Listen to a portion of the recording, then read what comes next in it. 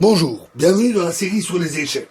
Donc, nous voyons maintenant dans l'espagnol, donc E4, E5, cheval F3, cheval C6, fou B5, caractéristique de l'espagnol.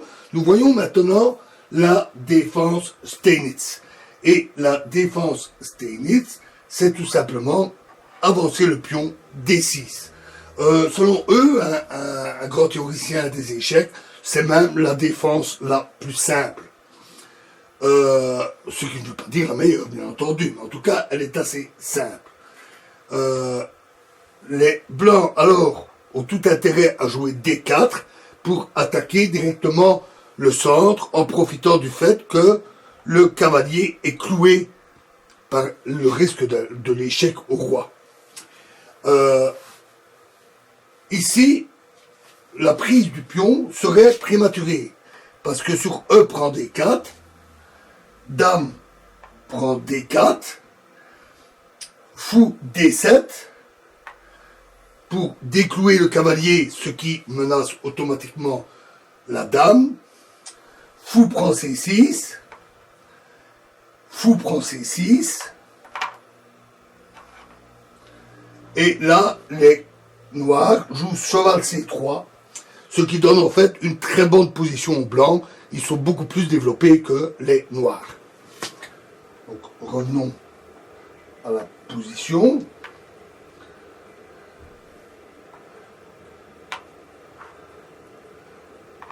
Reprenons du début. E4, E5, cheval C3, cheval F3, cheval C6, fou B5, D6 et D4. Et donc, comme je disais, prendre le pion est prématuré.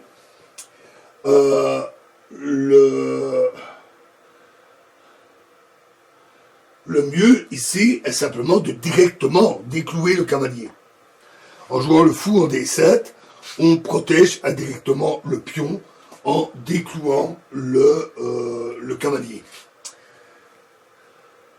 Alors ici, fou prend C6 n'est pas un très bon coup, parce qu'il avantage les noirs. Nous n'allons pas approfondir ça. On va jouer cheval C3 pour augmenter la pression du centre et aussi protéger son propre pion. Cheval F6. Et maintenant, fou prend C6. Maintenant, oui, il faut prendre le cavalier. C'est à ce moment c'est qu'il faut le prendre. Il est à noter que parfois c'est pas toujours évident de voir directement pourquoi il faut le faire comme ça. C'est pour ça que la théorie est importante, parce que ça résulte de très nombreuses parties jouées et donc d'une connaissance des conséquences de tel ou tel coup.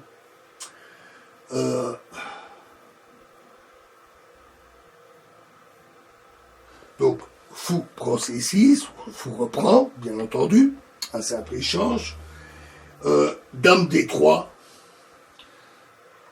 est un très bon coup, parce que il menace à nouveau E prend D5. Non, pardon, une nouvelle menace sur le pion E5. Le pion est à nouveau menacé. Et Dame D7, préconisé par Dame D7 ici, préconisé par Tarrasch, un grand maître, est en fait assez douteux. Donc ici, le plus simple, c'est simplement de prendre le pion. On fait l'échange, et ainsi, on est tranquille. Cavalier prend D4,